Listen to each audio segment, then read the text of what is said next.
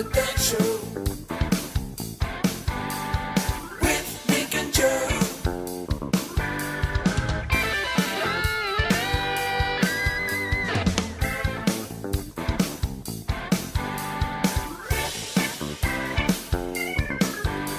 The Dog Show. And guess who is back? Back again. From Nick Italy. White's back. From Italy. How was it, man? What's going on? What's up? What's up? What's up? Man, I feel like I haven't seen you in a few weeks, yeah? It feels like it's been a few weeks for sure since I've been here. It's been a while. So how have things been going? It was good. It was good. Dog's good. I don't know if you guys got to check out the video. It was pretty epic. It was a good video. I shared it to the Dog Show Facebook page. Yeah, so if you guys get a chance, definitely check it out. We did some off-leash heel at the Vatican. We did, what else we do? We did the Colosseum in Rome. That was super epic doing the Colosseum heel. That, it was almost surreal because, you know, like I love the movie Gladiator. Yeah. So was it everything you see in the movies or what? Rome, yes. Rome was definitely pretty impressive for sure. To say the least, Rome was pretty epic. But from what I gather from earlier conversations today, that Naples wasn't exactly a Rome, correct? Naples was not quite the same as Rome. Well, we're gonna get into that. What do you got going on in the news today? Let's see. For those of you that did not see, a really cool story that I thought was pretty awesome is Steve-O, you know, the guy from Jackass. Yeah. Steve-O went to the streets of Peru. He was doing a show there, some adventure show, and he saw all the street dogs there, and he was trying to feed them. He bought like bags of food and stuff and was trying to feed the street dogs, and pretty much all of them was staying away from him. But this one dog, which I believe he named Wendy, came up to him, was super friendly. Like a day later, he kind of forgot the experience and saw the dog again, but the dog brought back like 3 of her girls. It was like, hey, this dude's pretty awesome. So now like all those dogs that like kind of shunned him before like all came up to him, and he said it was kind of like a surreal experience, and he knew that there was something special about that specific dog. So he ended up adopting her. That's pretty cool. I wonder how high he was. Yeah, so it was pretty awesome. He ended up going to Peru, adopting the street dog, and you know, I feel like that dog is literally gonna be a rags to riches story at this point. It Yeah, literally no doubt. started from the bottom in Peru, and now it's with Steve-O for the rest of its life, probably living in a mansion, eating, you know, cheeseburgers and steak. So I feel like that's pretty awesome of Steve-O to do. Yeah, absolutely. So here's my first one of the day. A pet dog was unfortunately killed in an owl attack in its backyard. A pet dog was killed. How big was the dog? It was a Yorkie named Freedom, Okay. and he was 5 years old, and they let him outside to go to the bathroom as they usually did in the evening. Yep. And an owl came and attacked him and ate him. Killed it. Did it fly off with them, or did it say? It doesn't say, but it doesn't appear because it looks like the family watched the entire wow. thing go down. So, I mean, That's pretty savage. fuck, man. Like, Yeah. I mean, didn't we just about an eagle, yeah. It was an eagle Yeah, it was that an like eagle. snatched a dog up and dropped it like a mile later. Yeah, this unfortunately, this little guy wasn't as fortunate. It was a 2 to 4 pound owl, is what they're saying. So, you know, Wow. So it's not even so the Yorkie weighed more. maybe. I mean, I don't know. It doesn't say the weight of the Yorkie, but either way, it had to have been similar. So, I mean, that's pretty ballsy of the owl for sure. I mean, how many unless he was planning it. It was a plot. For like 3 months, he was plotting on getting it. I shouldn't laugh about it. It's sad, but No, it is. Yeah. yeah. I mean, that's shitty story. But Yeah, what do you got? Yeah, and what's crazy is you're like, what's the chance of that happening? And we've seen like 3 times in the last week where it's happened.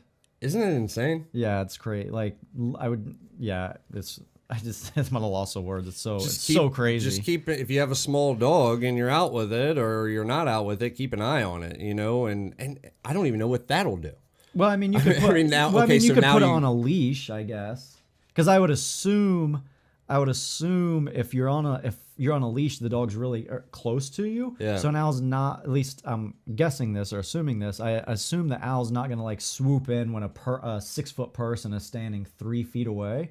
So what it sounds like happening, people letting them out in their backyard. The owl's watching from like a tree. They see the grass plot or the acre in the backyard, just the small dog running around. So they just swoop in for the kill. Where I feel like if the owner was standing next 3 to it. feet away, then it's kind of like a scarecrow effect, right? Yeah, no, I mean, that makes sense, I guess. But you can't, you can no longer leave your dog outside by himself if you have a fenced-in yard. So that $3,000 you spend on the fence just for your dog, sorry. Yeah. That so sucks. I mean, apparently you got to be careful now. It seems like it's a real threat at this point. At first, I thought it was like a conspiracy or whatever, and I mean, it's hitting the news. It's a real deal now. It's hitting the news. So what else you got? Let's see. New Hampshire man was charged with resisting arrest and biting a police dog. The police said the man unsuccessfully tried to hide under a pile of clothes to evade arrest over the weekend. So they sent out the police dog. Police dog went in, snatched his ass right out of that pile of clothes. And as the police dog was biting him, he bit the police dog as well. I read that. Yeah, the New Hampshire Police Department says the police dog is back in service. No major issues. The guy did get the worst end of that bite. So, guys, if you're going to challenge someone to a biting contest, don't do it to a police dog. You'll probably lose, just like this gentleman in New Hampshire lost. In case you were wondering, do not bite a police dog. It's generally a bad rule of thumb to follow. So this is kind of cool. I'm not sure if you saw this one. Scientists are very close to coming up with a new tech that they will be able to have their dog's body language and bark translated To like words? to English words. No, stop it. Dude, I read it and then I was like, it's got to be bullshit. So I went. It is bullshit. It's not bullshit. No. Well, I mean, it may not be as accurate as we think it. Or Well, we I hope. don't think it's going to be accurate, so it will be as accurate as I think. None. So anyhow, it'd be kind of cool to see what this is when this thing comes out. Not sure if it's going to be like a novelty item or who knows, or maybe ends up being something that is going to shock the dog world. Who knows? No. So are they saying, like, are they selling it as like this is super realistic? Yeah. They said they've already proven it with other animals. Like what? I don't know, man. How do they? I've never heard of this. So clearly they haven't proven it to like a universally accepted level. Everyone has homework. Let's look this up and let's see the credibility of this story. There's none, I can already tell you. But I've found 3 links dedicated to this story. So anyhow, whatever. I'll post it on the Facebook page. What I mean, what do you legit think that? No, of course not. Okay. But I legit want to know what the hell it is. Like, so yeah, but so they're saying that if the dog barks, they're translating that, right? Is that the premise behind it? Yes. All right. Well, by bark and facial expressions. so wrong. What? They're gonna steal so many ignorant people's money off this. That's my prediction. Well, if they do, then they do. And I'll go on the record and say this. I hope I'm wrong. I hope that they reach out to us and they're like, hey, look here, asshole, try it. And it actually works, but I'm 99.9% sure it's not. It would be extremely badass, though. Yeah, I hope I'm wrong, but I don't think I'm going to be. So. Yeah, no, I probably tend to agree with you. So, any more news stories or no? No. Yeah. So how was? So tell me about Naples, man. Tell me about last week. Where do I start? There's so much. Well, I can start at the beginning. So there's so many bad stories. So we fly from DC. We go from DC to JFK to Naples, right? And the plane ride to Naples, it was I'm not going to name the airline, but I've never flown them before. And Call them out. No, and I'm not going to fly them again. 'Cause this is just my experience, so maybe it's just my personal experience. So, but it was the worst airline I've ever been on in my life. And I'm glad I've never went before, and I'm glad I'll never go again. But So, when you're on the airline, and keep in mind, this is like a 16-hour flight. So it's not like, it's like 4 hours and I'm, in Vegas or whatever. It's a long, long flight. So when you go to fly anywhere, they bring the drinks around, right? They bring your Coke Zero and your glass of ice, and you just pour them, right? They give you like a cup. Well, this airline, and keep in mind, this is like 15, 16-hour flight. This airline literally gives you like a shot glass of a drink. Like, I'm not kidding. They have these little cups that are like this big. I swear to you. Daniel Carter, off leash, Ohio, went with me. He can vouch for all this. So they give you like a shot glass, and they don't even give you the can. They just pour it from a 2-liter like into the shot glass, and they're like, "Here you go." And I'm like, "Oh, thanks for holding me over for the next 6 minutes." And I'm a guy that drinks a lot to begin with. Like, when I go out for a meal, like, I get like 2 or 3 refills or whatever I'm drinking. So as this is happening... Wait, could you get refills?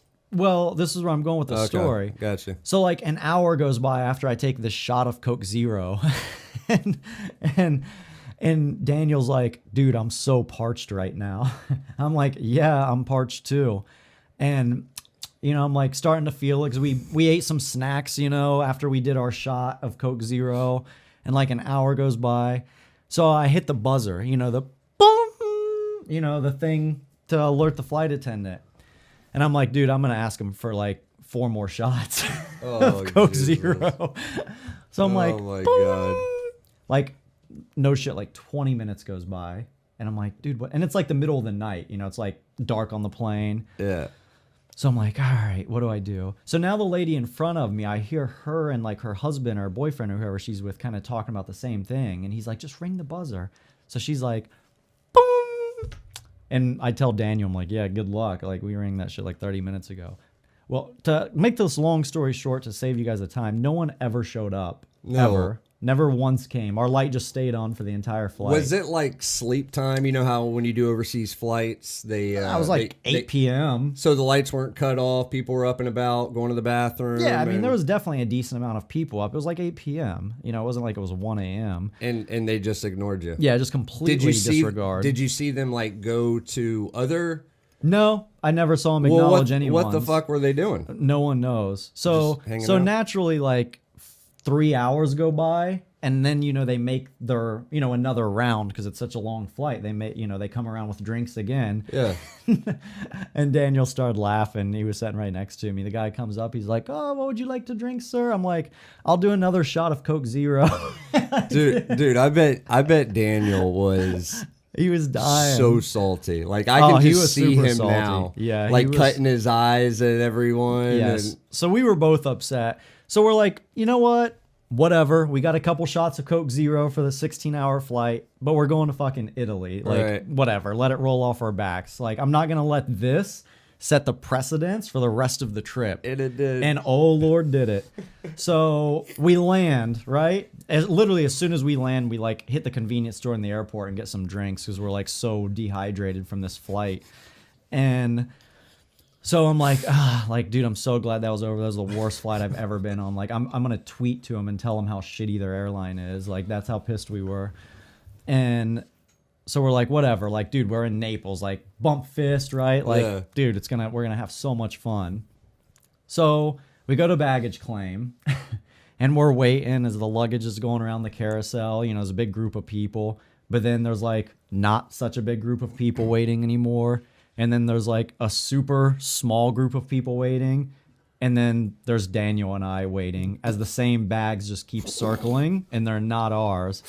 So I'm like, "You got to be shitting me, bro." And he's like, "Dude, what the fuck?" So we go to the baggage lost and found in Naples, Italy. And we're like, and fortunately the lady there spoke pretty good English. And we're like, "Yeah, we just, and we just did a 17-hour flight. We're like, we just want to get our shit and go to the hotel." Right. So we tell them what it looks like. And keep in mind, like, all of my cameras, everything for my 5-day seminar is in this bag. So it's like no bag, no training, no nothing. So I explained to her what it looks like. She takes our report and we're like, So we'll be on the next flight. And she's like, oh, I don't know. We don't know where it is right now. I'm like, well, what do you mean? Is it like still in New York? She's like, I don't know. We don't show it anywhere. So I'm like, you got to be shitting me. That's unheard of, man. Yeah. So she's like, we'll call you as soon as it arrives here. That. Yeah. She's like, I'm like, all right. So we just wait for your call. And she's like, yeah, we'll call you as soon as it arrives. I'm like, oh, great. So that night goes by, nothing. The next morning, Daniel calls. He's like, I'm calling. So he calls. They're like, yeah, we still don't know where you guys' stuff's at. And we're like, you got to be shitting me. So it's now like noon the next day. Wait, what time did you arrive? Like 10 a.m. So you got there at 10. And this is like now noon the next day. Okay. And Nothing. No. And so it's like noon the next day. And we still haven't heard from them, keep in mind. But I'm like, you know what? I'm going to call them again. And I call again, and she's like, oh, yeah, your stuff's here. You can come get it. Oh, nice. Yeah, and I'm like, oh, thanks for the call. So we drive to Naples Airport. We show up. We show them our IDs, and she's like, oh, Nick White. She's like, your luggage is here, but Daniel Carter's is not here. So now, dude, he's fuming. He's like a 10 out of 10 irate. I see it. Yeah, Literally. Like face red. So he's like, how's that happen? And she's like, oh, maybe they put your luggage in one pile, his in another pile, and Hold on. Can I just go on the record real quick? Is that supposed to be a French accent? No, it's Italian. I was in or Italy. Italian accent? Yes, That was in literally Italy. the worst Italian accent I have ever heard. I think I nailed it in my but life. We'll let the Italians judge. Continue, But please. she's like, maybe one in one pile, maybe one in another Jesus pile. Christ. And he's like, what's the chance of that happening? Like that's not like two bags that flew together. That's not going to they unexpectedly separated these two from the pile. Right. So she's like, sir, you stay here. Because I could only come because she had my bag. So I go around and she has my bag setting out by the baggage carousel, right? Like just sitting pulled out. Yeah. So she's like, oh, I'll stay here with your bag. She gotta stop.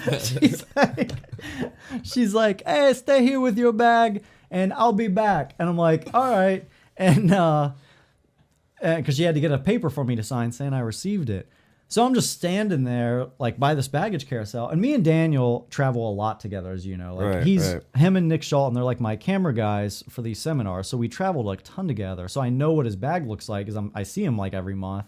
So as I'm standing there with my bag, I look over and one of the bags sitting on the carousel, I'm like, oh, that kind of looks like his. So I go over and that's his bag. No way. Yeah. So it's his bag.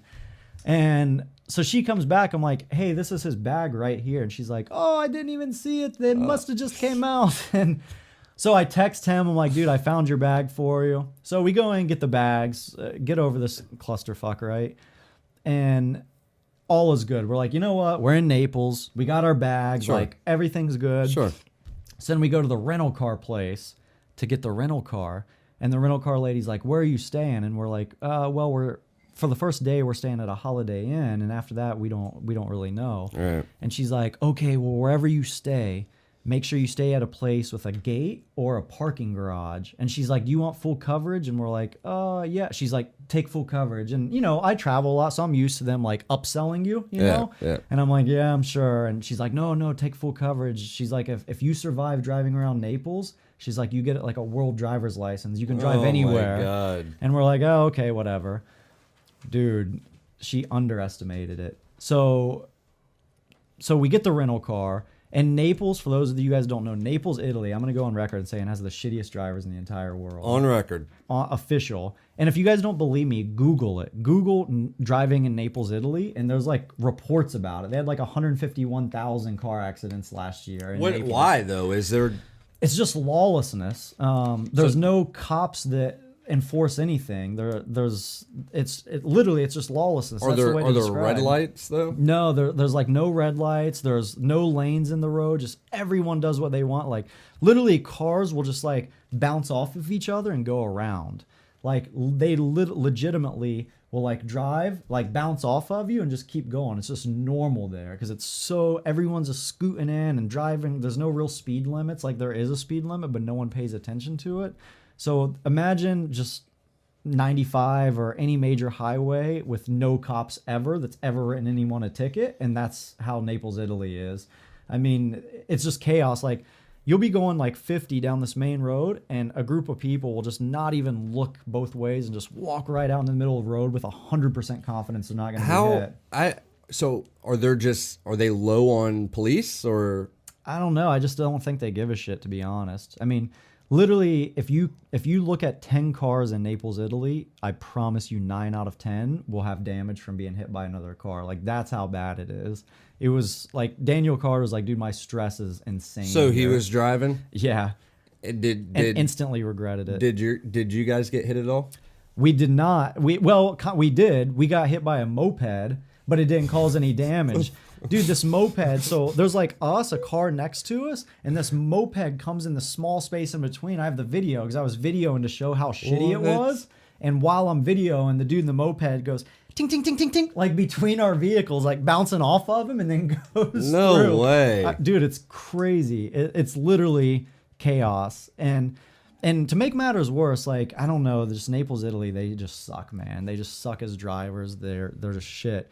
Like, you'll be going down this busy road, like, you know, like cars coming north, cars coming south, and like this dude coming this way and this dude coming this way, they'll like recognize each other. They'll be like, oh, hey, Jean-Pierre, how's your mom? You know, oh, doing great. And they'll literally like hold up like imagine going like down Route 7 and just parking in the middle of it and starting a conversation. What? They literally do that. Like, you'll see them like, oh, hey, they'll roll down their windows. Cars are beeping behind them. And they're like, oh, forget about them. How's your mom's pizza? You know, oh, I saw you guys open a pasta shop. You know, it's like. The accent, man. I can't even follow along anymore. Dude, they legit just carry on conversations. Like, cars beeping, like cars trying to go around them. And they have no regard for it whatsoever. Dude, I remember the first time, and I'm sure it's not as bad, but the first time I drove through downtown Manhattan. It was years ago. I worked for a tow truck company, and I had a big old flatbed. And guy wanted me to bring a vehicle from Virginia to, I don't know, somewhere in New York. And so I agreed to it, and I go, and I get up there, and I'm in this huge tow truck, and I don't know, I was 19, 20 years old at the time. And my first time seeing the big city, man, I was all excited. I was like, man, this is like fucking Home Alone, you know, when you were a kid and you watched all that, and you know, I was super excited. So I'm driving on the inside lane downtown Manhattan, and obviously there's no median in the road. It's just literally a line that separates us and oncoming traffic. And this bus is going by me, and his mirror slams my mirror. Both mirrors pop off, flies into the middle of the road. So I'm like, fuck. So I pull over the tow truck, and I'm waiting for the bus to pull over so we can exchange information. I don't get in fucking trouble at work, right? And he keeps going. Oh, yeah. And so that's normal. And so there was a cop sitting on the side of the road, and I said, hey man, that bus just took off my mirror, and he didn't stop. Hit and run. He was like, he just started laughing. He's like, welcome to New York. Yeah, pretty much. He was like, welcome to New York. So, that is the last time I will ever drive, at least in downtown Manhattan. It was so bad. Daniel was like, I got to get out of this city before I jump out of this car and like kill someone. That like, it was chaos. So what's funny, so it's just chaos. Like, I'll have to post a video in the comments to show you. And so we're trying to get out of downtown Naples just because it's insane. It's maddening. The craziest thing I've ever seen in my life as far as driving. And I'm like, dude, like, slow down. Like, I'm going to pull up the GPS because we don't know where we're going. I'm like, slow down. He's like, well, I can't slow down. Like, there's cars behind me. I'm like, fuck them. I'm like, haven't you seen how it's been here? I'm like, how about you just stop? All of a sudden you're considerate. Yeah, literally, I'm like, slow down, stop. I'll run and grab us an espresso. We'll sit here, have a fucking cappuccino. We'll have a croissant. Like, we'll make some pizza. We'll hang out for a little bit like everyone else does. We'll talk to the drivers. Yeah, we'll debate some politics like everyone else is. I'm like, screw them. Slow down. So we're like, all right, let's just get to the hotel, right?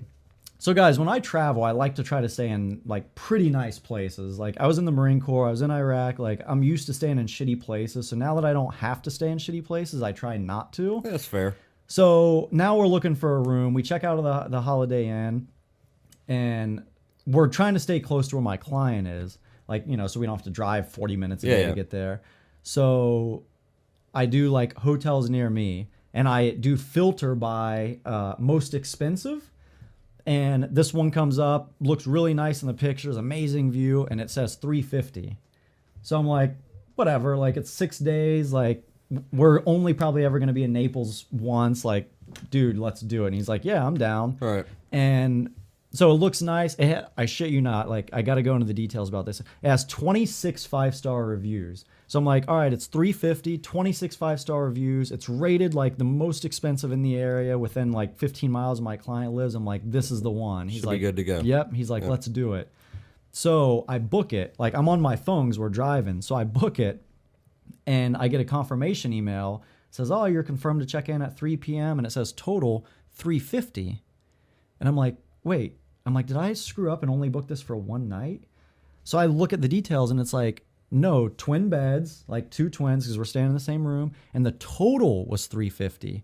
So not the per night was $350. Oh, so I'm like, but it was still the most expensive one. I filtered. So I went back and I'm like, yeah, look, dude, it's the most expensive one. The other was like $290, $280, $250. So, but it has amazing reviews, right? So I'm like, oh, sweet. We just scored this epic place on the water for $350 for a week. Yeah. I'm like, dude, like this makes up for everything, right? But wait. So I'm like, this makes up for everything. And he's like, hell yeah, dude. So we show up to this place. It looks, Sam, I'm not going to name where it is. Look, it's on the water, how the pictures from 30 years ago show in the advertisement. It's like run down. The dude's super nice, though. It's a family-run place. Like, you could tell he was also the owner. Super good guy. Super nice. And I'm like, yeah, the $350. And he spoke kind of good English, not really good. But your Italian accent made up. Yeah, for it. 100% made up for it. Gotcha. So you guys communicated. Yeah, so we communicated perfect.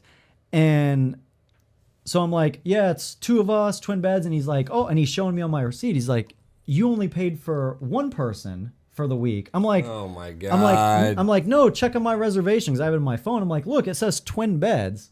And he's like, yeah, but you only paid for 1 person. Oh and I'm like, God. why the fuck would I get twin beds if it's just for 1 why would anyone get twin beds for 1 person? I just assumed you would assume, since I specifically selected twin beds, you would assume at least 2 people would be there. And he's like, oh, yes, sir, I'm so sorry, but you only paid for 1 person. I'm like, all right, well, how much is it to add another person in this fucking room? And he's like, oh, an extra 40 a night. And I'm like, 40 a night? The room itself is like 50 a night, literally. So I'm like, just give me another room. And Daniel's like, nah, dude, like, I'll pay the extra. I'm like, no, I'm like, you know, for an extra $20 for the week, we might as well just have our own room, right? So I pay him another $350, which is still, I'm way better off than I expected. I plan on spending $350 a night, and now I'm at $700 for a week for 2 people. So we're like, whatever, like we'll roll with it. So we're like, ah, man, can this trip get any worse? So I go check in my room, he goes checks in his, and I'm like, ah, man, like it's cold. It's kind of cold in the rooms, right? Like pretty chilly. That's another thing about Italy. Everywhere is cold. It's like they're fucking anti-electric or anti-heat there. And so I check in my room, right? I turn on, it's just one of those vent heaters with the remote. Okay. I turn it. It's like 19 Celsius in my room. So I turn it to like 22 Celsius, right? Because that's like, I Googled like to see the translation. Yeah. That's like a good temperature, like 22, 23. And so I'm like, all right, I'm going to jump in the shower. Like, I'm fucking over this trip and it hasn't even started. Like, I'm going to jump in the shower. And this is still...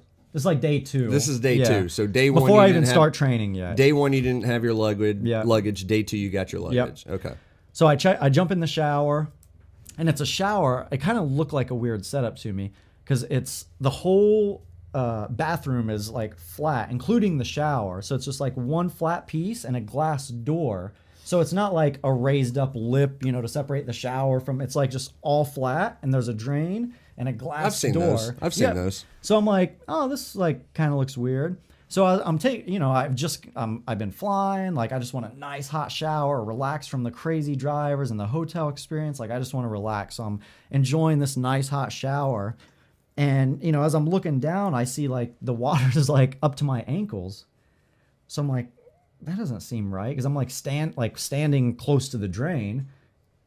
And I'm like, what the hell? So I don't think too much about it. and I get out.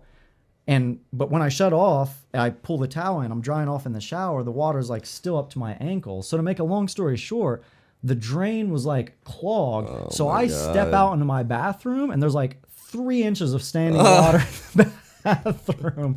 I'm like, oh my dude, I'm ready to go to Italy prison for murder at this point. Oh my God. So I'm like, you gotta be shitting me. And now it's like flooded into the main part of the room too, because it's like, you know, just a door that separates the bathroom from the main. So it's like the whole room's like half flooded at this point. So I'm like, you gotta be fucking kidding me.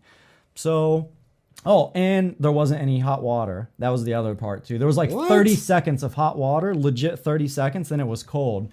So I'm like, all right, maybe he doesn't know, whatever. Day 2, I would have been gone. Yeah, so I get like 30 towels. I just grab. I don't even say anything to them. So I just get like 30 towels and I just like press them down and try to dry it off. So I don't even say anything to the hotel about it because I'm like, I don't want to switch rooms and deal with this, right? Right. So I tell Daniel about it. He's laughing. He's like, dude, was your water in your room cold? I'm like, yeah, it was cold. He's like, mine too. I'm like, this fucking place. So we get it all worked out. We leave the rooms like later on to go to dinner. It's still kind of cold in a room. And we come back like 8 hours later and our heaters are shut off. So they have the heaters like set on a timer so they won't stay on for more than like 8 hours at a time. No. So we come back and it's cold in there. And I'm like, you got to be shitting me. Because it takes like 4 hours for it to get warmed up. Yeah. It's not like efficient heaters in there. Yeah.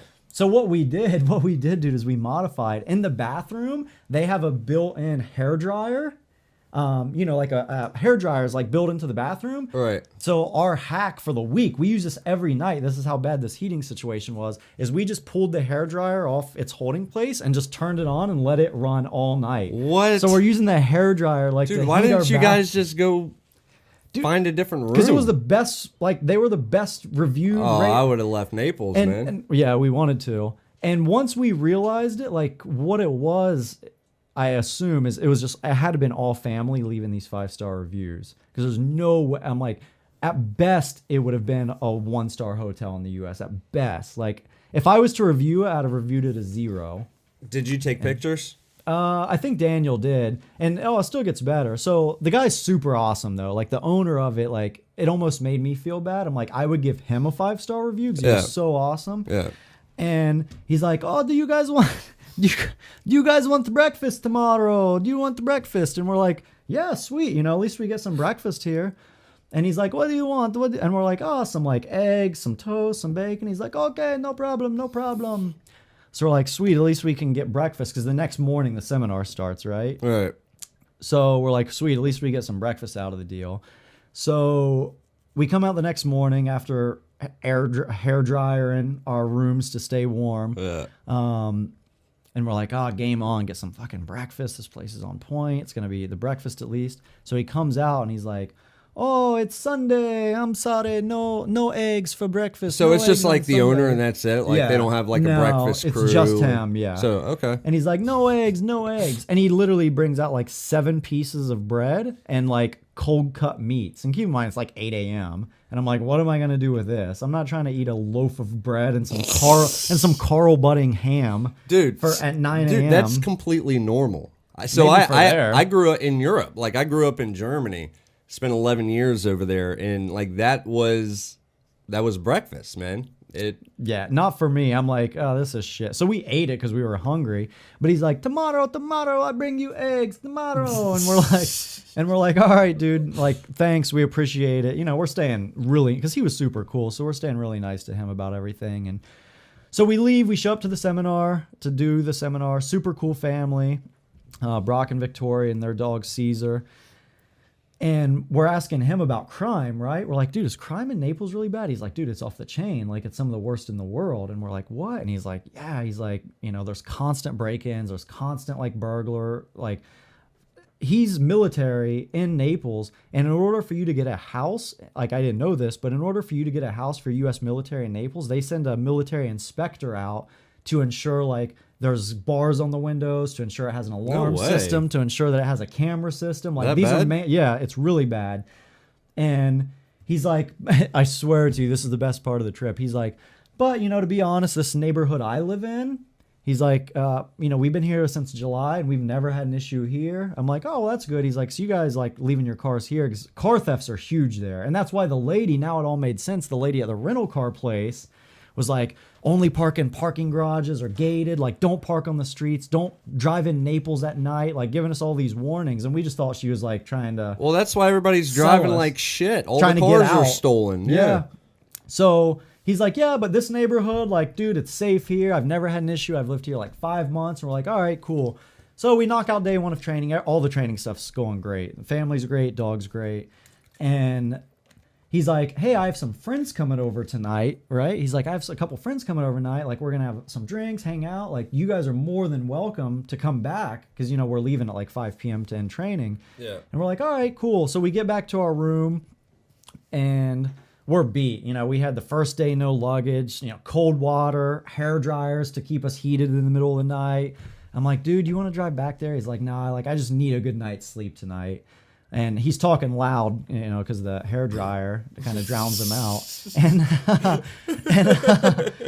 the hair dryer's on high. Yeah, dude, I swear to you, it is.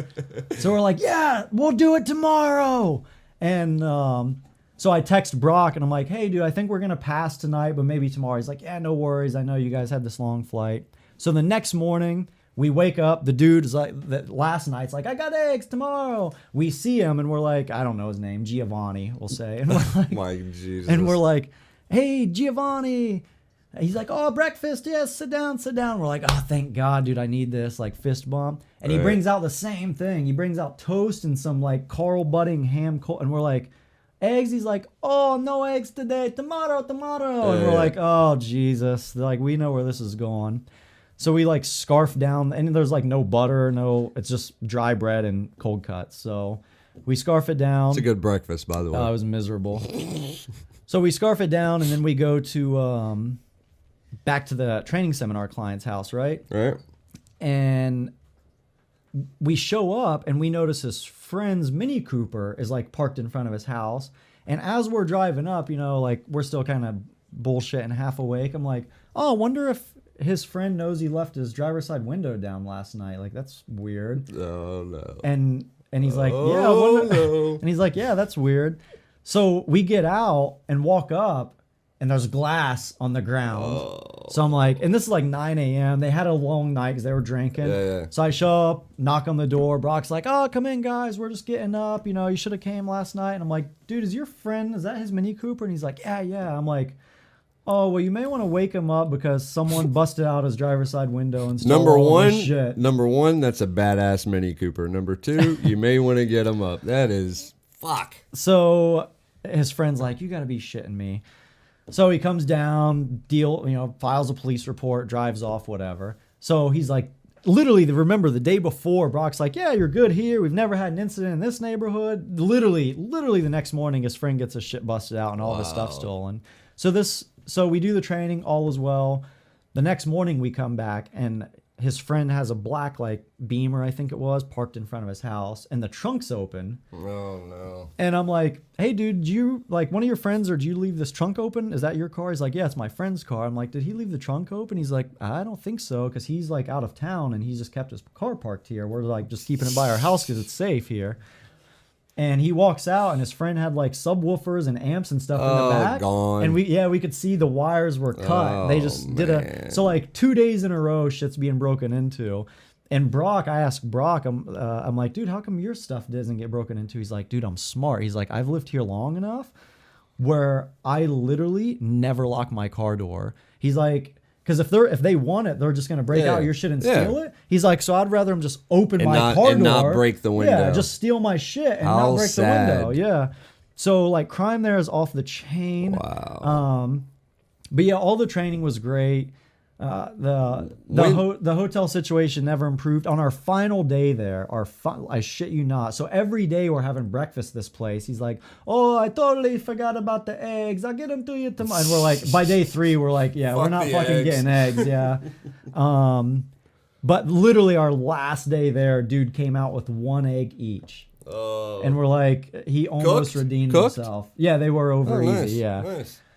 But yeah, it was just brutal. But yeah, the hot shower never worked. We never got a hot shower. It was cold. Like it was remind me of the Marine Corps. It was a duck shower, like duck in, duck out. So how many total days were you in Naples? Like staying at that hotel? 4 or 5. And then you went to Rome afterward? Yeah. So we did Rome for the dogs' 4th and 5th training day. Oh, okay. We needed to shoot an epic video, so we went to Rome. Now, Rome was about a 2.5 hour drive there. And that's not bad. Rome's amazing. Yeah? Like, Rome, to me, like, someone asked me, I forget who it was, they were like, dude, Nick, like, you just got back from Naples. Like, what was the best part about Naples? Leaving Naples and going to Rome. That was the best part about Naples, was leaving. And again, this was just my experience. Did you research Naples before you went? Like, did you expect it to be something that it... obviously wasn't. Yeah, I mean, you can read that like crime's high and stuff. Now, Naples does, for me to circle back to all the people that's gonna like from Naples that's gonna hate me, but they do have a lot of awesome stuff. Like their food is amazing. Yeah. Like I ate pizza literally every day. Their pizza's incredible. What they have like Pompeii, that was awesome. That's the city they got ashed by the volcano and people are like still frozen in their spots. Wow. So Pompeii was awesome. Mount Vesuvius, that's the volcano that froze everyone in their spots. Mount Vesuvius was awesome. So they got a lot of really cool things. Like we did the catacombs in Naples where like 3,000 people's buried under there. So they have a lot of really cool stuff, a lot of scenic, but man, just the experience we had. So and the traffic it's just shitty. I wouldn't go back if. So there wasn't like a good part, like you know how in the cities in the States you have you have your rough parts and then your good parts. No, because you'll have like the amazing chapel, like in the middle of like just chaos. But we went to Rome and Rome was epic. Like I would love to go back to Rome and spend a week there. Yeah. The food wasn't as good as Naples. But everything else is just so surreal. Like everything that you see in Rome is just like godly, like just amazing. Like the Colosseum and and you felt super safe. They enforced traffic laws there. Like you see police pulling people over. Dude, Brock was telling me like in Naples, like the speed limit will say like 90 kilometers, like 90 kilometers. And he's like, oh, yeah, like every day I'll blow past police at like 150, 160. No like way. They just don't enforce any traffic laws there. So that's why it's such shitty. Like people, we literally was going down this main road. Daniel was like, he wanted to kill people on this. We were going down this like main road, like 50, 60 kilometers. And there's literally just people in the middle of the road, like legit middle of the road, just standing talking. And it was dark. So we didn't see him till we're like, grr, and he's like, oh shit, that's people, and slowed down. And they just like keep talking and like you just have to go in the next lane over around them. They just like, I don't know, fucking politics, sharing family recipes, a bureaucracy. I don't know what's going on. I'll tell you what, I would, I'm assuming they don't have Uber there, right? No, and they didn't have Uber either, yeah. How about taxi cabs? They do have taxi cabs. And that's the other thing to show you like the shadiness of Naples too, is it's just what we were told is like it's generally accepted that if you're like a foreigner, you're going to pay double whatever the normal taxi rate is. Yeah. So if it's normally like $20, if it's like me, an American, it's like, oh, I know it says 20, but it's 40. And imagine how scary that taxi ride is. Oh, it's probably right, Daniel would have preferred. They're used to it. Yeah. Like you were probably, or Daniel was driving as safely as he possibly could in that chaotic, To tell you how bad it is, we wanted to go to. I forget what it was. We really wanted to go see this one tourist attraction before we left, like in Naples, and he literally refused. He's like, "I'll go, but I'm not driving." He's like, "You can drive." But it was so bad that, and he's driven like we've been to Brussels, Belgium, and all these places, and he's like, I refuse to drive in that city again. No way. Just because, dude, cars are literally just like boink, bouncing off of you like bumper cars, like cutting you off. Like every car is dented and dinged up. So how was the hotel in Rome? So I made up for the hotel in Rome. We got an Airbnb in Rome, like this mansion. There was like five. Nice. There was like 5 bedrooms, and it was just 3 of us and the dog. It was like 5 bedrooms, like 30-foot ceilings, like just decorated to the kilt. It was just epic. So nice. Rome made up for everything. Had hot water. Yeah, we had hot water. Dude, I took like an hour-long shower in that thing in Rome. It was warm in the room. The thermostat worked. That's awesome. So yeah, Rome definitely redeemed it, but maybe I just had a really bad experience, but I would not go back to Naples, Italy. How long was the flight? Like 15, 16 hours, I think. I mean, no, not. I mean, the last stint, the actual flight time from JFK to Naples. Oh, like 12. Oh, And so now we're brutal. coming full circle. So we do the video. If you guys get a chance, I'll post in the comments below. It's epic. We do a Vatican heel. We do a Colosseum heel. We do all kinds of really cool stuff. yeah, it was cool. So normally when Daniel and I come back from trips like Brussels or Hong Kong or Hollywood, we're like, back to reality. Like, we're here. We're like, thank God we go back tomorrow. Like literally, like legitimately, we're like, like Virginia never sounds so amazing. So we outsmart the same airline we have going back. This time we buy 2 drinks each for our carry-on because I'm like, all right, we know the shot thing isn't going to work out, and we know they're never going to come check on us again. So we buy literally like 3 16 ounces each and put them in just to get us through the flight, and buy some snacks. So we're on our way back, and we're kind of just like this. We're joking and laughing about all the crazy shittiness of the experience and trip, and kind of making jokes about it. Yeah. And he's like, yeah, dude, that was like, man, this is the first trip I'm ever like excited to be back from. I'm like, yeah, me too. Normally I'm like, I could use like 5 more days here. Right. Not there, not in Naples. And so we get back, we land, all was going well. We had our Coke Zeros for the flight. And we're standing at the carousel back in DC, and we're like, ba-ba-da. Like the crowd is slowly dissipating, and we're like, No. and we're kind of joking about it. We're like, yeah, this airline probably lost our shit on the way back too. And he's like, yeah, haha. And now like the crowd is dwindling until there's Daniel and I. No. And we're like, you got to be shitting me. And never comes. So we go and we're like, hey, where's our luggage? And they're like, yeah, we don't know where it is. We're like, well, is it still in Rome? Is it in JFK? Right. And she's like, yeah, we don't know. Same thing. Write down your information. We'll call you when we have it. And we're like, you got to be shitting me. And luckily at like 11 a.m. the next day, so we had to go home. 11 a.m. the next day, they called and they're like, hey, your luggage has arrived. And we're like, dude, this is the trip from hell. That really is. So as we pulled in to my driveway to go into my house, literally both of us at the same time, we like made that corner drive in. We're like, thank God we're back. And we laughed about it. And that was another thing I forgot. The service in Naples, like if you go to a restaurant, is literally non-existent. Like you'll sit down for no shit like 20 minutes and no one will say anything. Like if you want something, like a waiter will see you sit down and just keep walking by and ignoring you. Like literally won't even acknowledge you. And if you want something, you got to be like, hey, we're ready to order. No way. Like, and they take your order, they bring your stuff, and you don't hear from them again. So it That really kinda makes you sense, it really though. makes you appreciate the US's like culture of doing things. But here's the deep thing. This was my deep thought. Because Brock was telling us, he's like, because we're like, do we tip here? Like day one, we went to lunch with him. He's like, no, you don't tip. So like after a couple days of seeing how shitty the service is, I'm like, wonder if their culture started not tipping because the service was so shitty and it just became a thing? Or is the service so shitty because they never got tips, so there's no incentive? It's like, if I go above and beyond, I don't get a tip. If I ignore you, I don't get a tip. So why does it matter to me? And there is Nick White's thought of the that day. was my dilemma.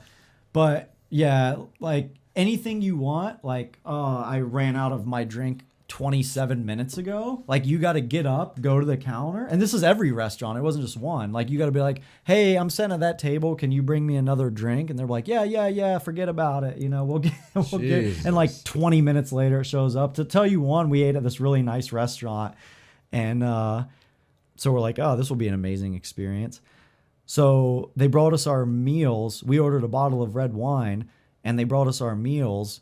And we start eating. We're like, yeah, we also ordered wine with the meal. And she's like, oh, yeah, forget about it. We'll bring it, And literally, like, our plates are empty. We're just sitting there. And she's like, oh, here's your bottle of wine. Here's 2 glasses. And we're like, well, we finished the meal like 30. We don't even need the wine anymore. Like, what, am I just going to sit here and drink a bottle now? So like that's just kind of So like, after you drank the bottle. yeah, well of course we did. We're like, now I need to drink to like stress away from this.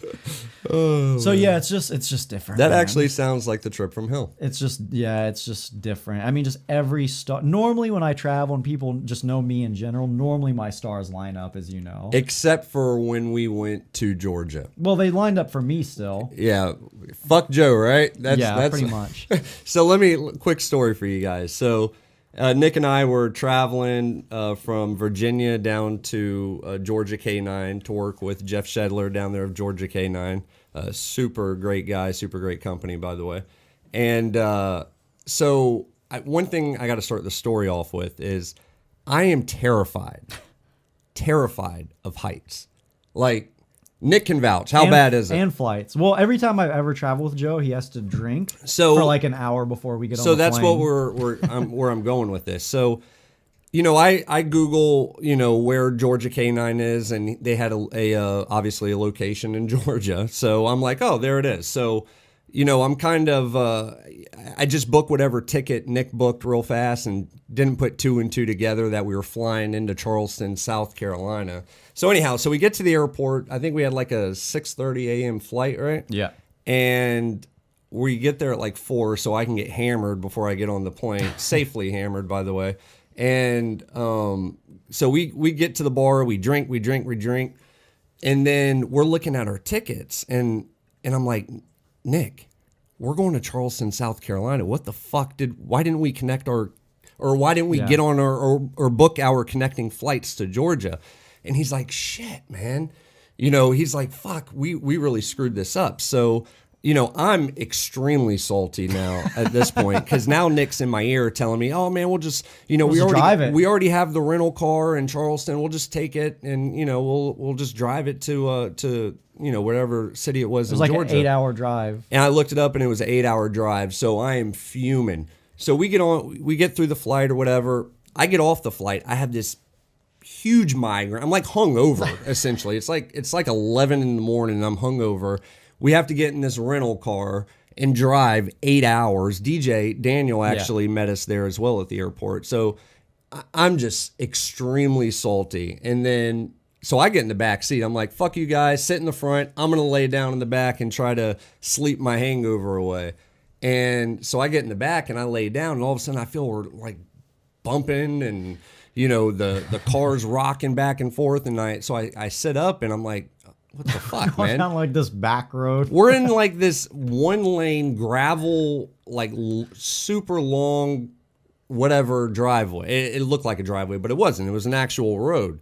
So I'm like, clearly, we haven't even gotten on the interstate yet. Clearly, this isn't the way to get to where we're going. And I'm like, dude, look at my GPS. Like, this is the route. So I'm just 8 hours. And DJ Daniel's going along with it. I'm fucking fuming. I'm like, you guys, you cannot possibly be this stupid to think that this road is going to take us to the interstate to go to Georgia. Like, he was so salty about this. Like, I literally was. Like, I mean, I was red in the face. Yeah, it was like one of those things where he's like bashing us. Like, you guys are never fucking booking tickets again. Like, how could you fuck this up so bad? Yeah, like I was legitimately pissed. Like, we weren't even joking about it or laughing about it. I was legitimately pissed. So we're driving down this road or whatever, and I'm close to the point to where I'm like, you know what, fuck this shit. You get out of the driver's seat and let me get us to the goddamn interstate and get us to where we got to go.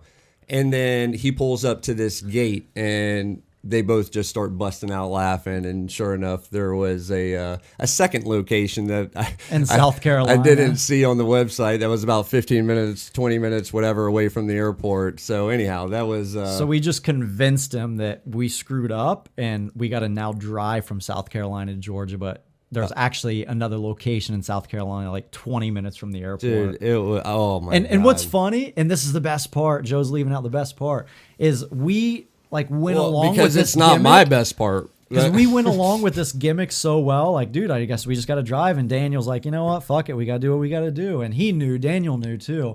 But when we got there and we're like the front gate and we're like, nah, dude, we're just messing with you. Like, this is it. It's in South Carolina. Like, it legitimately took him like 5 minutes. He's like, I wasn't convinced, man. He's like, no, you guys are fucking with me. I was like what are we doing at this place? And we're like, no, dude, we're like, we're serious. This is it. Because He's like, my argument was Georgia canine. Like, clearly it's not in South Carolina, and whatever. They started in Georgia and they ended up in South Carolina. so it took They have like 2 locations 5 now. minutes to convince him that we weren't just screwing with him about Super that pissed. too. Super pissed. Anyway. And then we added to it. Oh, Jesus. If you want to tell this story. All right. So go ahead. I'll start it. Until So you we're fuck it up. we're doing long tracks there. A track means the handler stays back with the dog. The trail layer is the one that just takes off into the woods like mile and a half out, hides, and then we put the dog on the scent, and the dog tries to track 1.5 miles, 2 miles, however long you went to it. Keep in mind they just got over their wet season. It's the middle of summer. It's hot as fuck. Yeah, and it's super wet. So like it's South Carolina, so like it's like marshy, like water up Swamps. to your It's knees. Yeah, it's swamps. like swamps, right? So No, it's not like swamps. Yeah, it was it fucking is. swamps. Correct. Yeah. So the first, again, normally I got pretty good luck. So the first couple days of tracking, like Joe and Daniel, like the trails they ran, they got like soaked, like up to their knees, and I'm like good, right?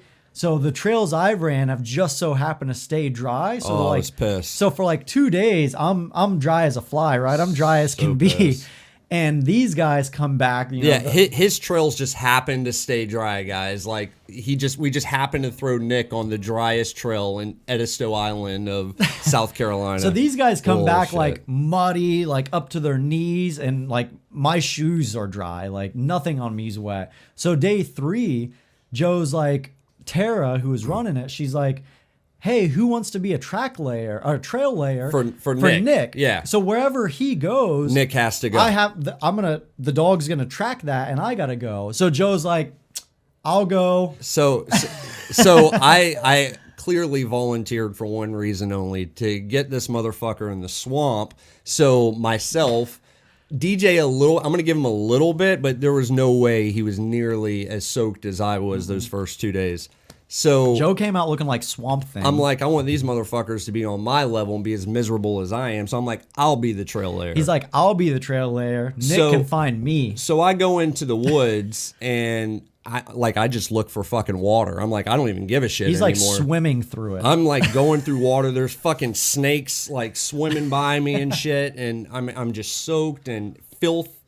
I mean, it's just disgusting. and you probably went like a mile, right? Dude, it was literally like, it took me every bit of like 40 minutes 40 to minutes. get there. And keep in mind, this is like 30, 40 minutes and a mile of like swamp, not Literally, like a trail yeah. hike where Yeah. it's just flat and you're just walking. So I get to my spot. Finally, I'm just too tired of swimming and shit. So I finally find a dry spot where there's a big tree sitting there, and I just go sit behind the tree, and I'm just chilling. So I get on the we had a 2-way, so I get on the 2-way and I holler at them, I'm in place, go ahead and start.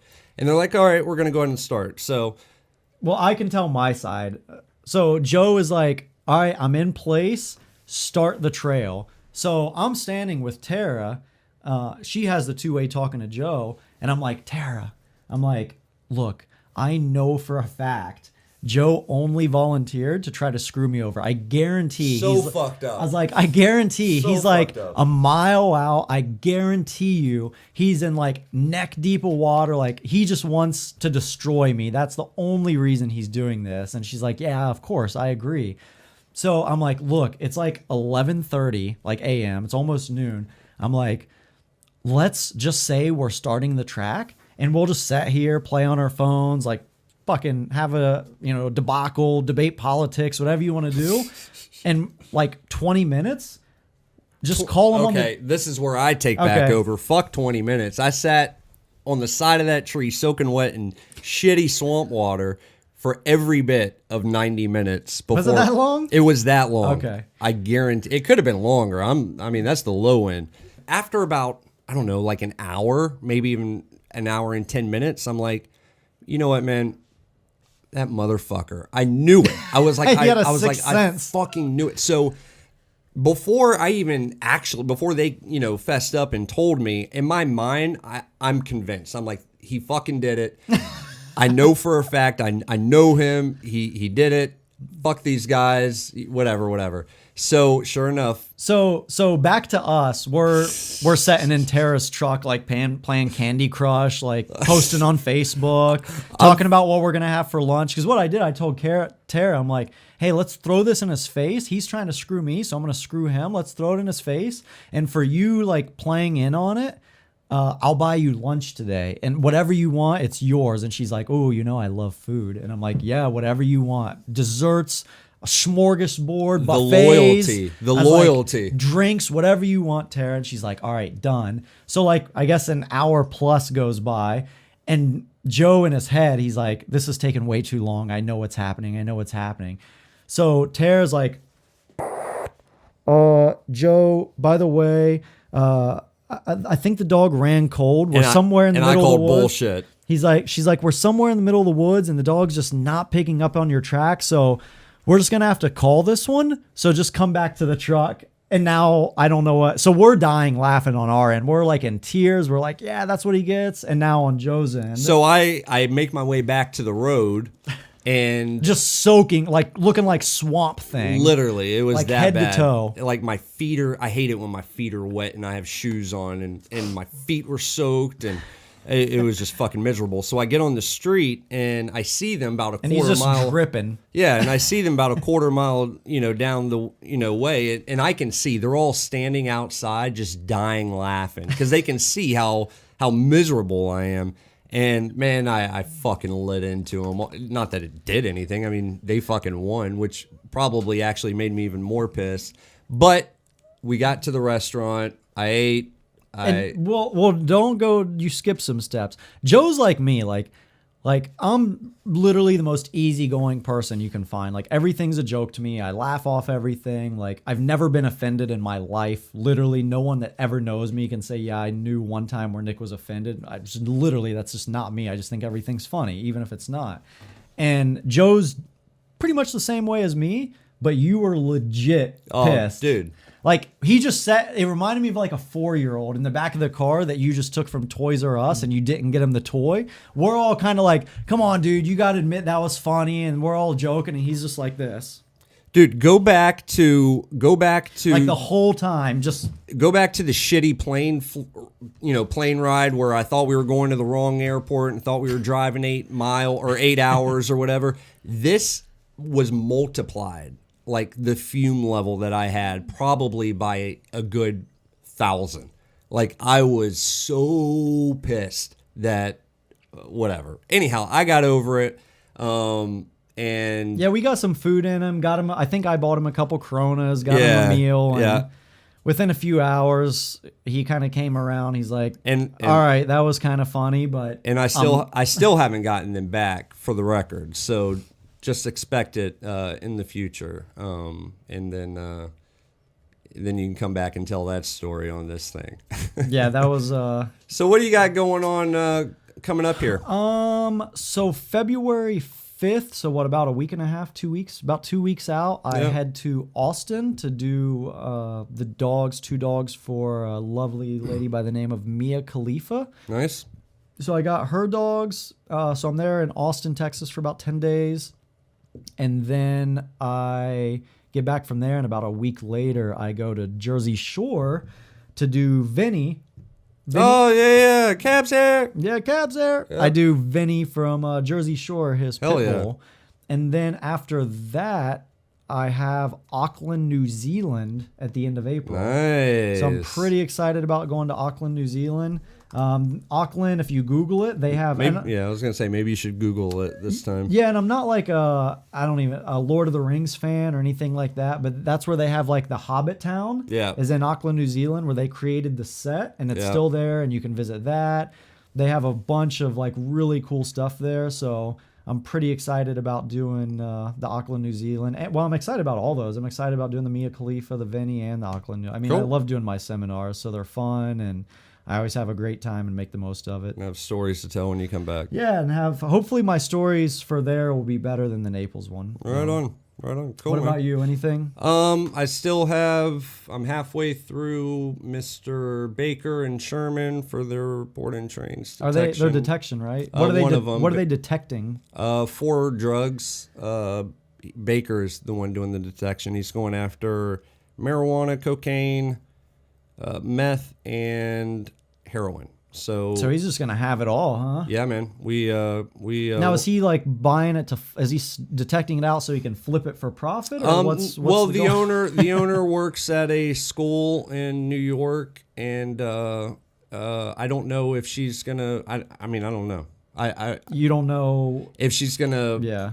do it for the school, I'm not sure. Either way, the dog is a natural, and it's an extra job for him, to get that mental stimulation. So He's doing pretty well. yeah, no, he's doing very well. So I'm very very pleased with his progress. And then next week's show, man, this is gonna be fucking awesome. Why? What's next week? Next week we have 2 guests coming. Oh in. yeah, I forgot. We have Cody Talent, which is good friend of both of ours, professional decoy. This guy, man, follow this guy if you don't. His videos are epic. I mean, good. dude puts on like clown mask, does cartwheels, jumps out of helicopters, and catches dogs all at the same time. So it's definitely worth giving him the follow. And then joining him will be Desiree, and she is going to be talking about a subject that I definitely am interested in, which is CBD oil for your dogs.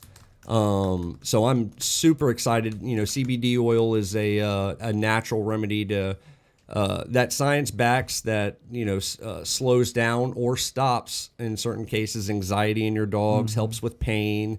All kinds of things. Yeah, So I know a lot of the UFC fighters use CBD for after Nick Diaz is a big one where after his fights he's uses it to. And there's science backing that shit. Yeah, I'm excited to see because my dog, I have a Malduke, he's 10 now, so I'm kind of excited to see what she has to say and maybe start getting him on because he's getting to the age where it's like his achy and you'll see he'll be in laying down for a while and get up and kind of like stretch out, kind of got that old man thing going on. Yeah, the problem is that I've noticed, man, because I actually tried it on one of my dogs and I'm still using it, but it I guess from going to Google, the so-called most popular brand, it's like $100 a month.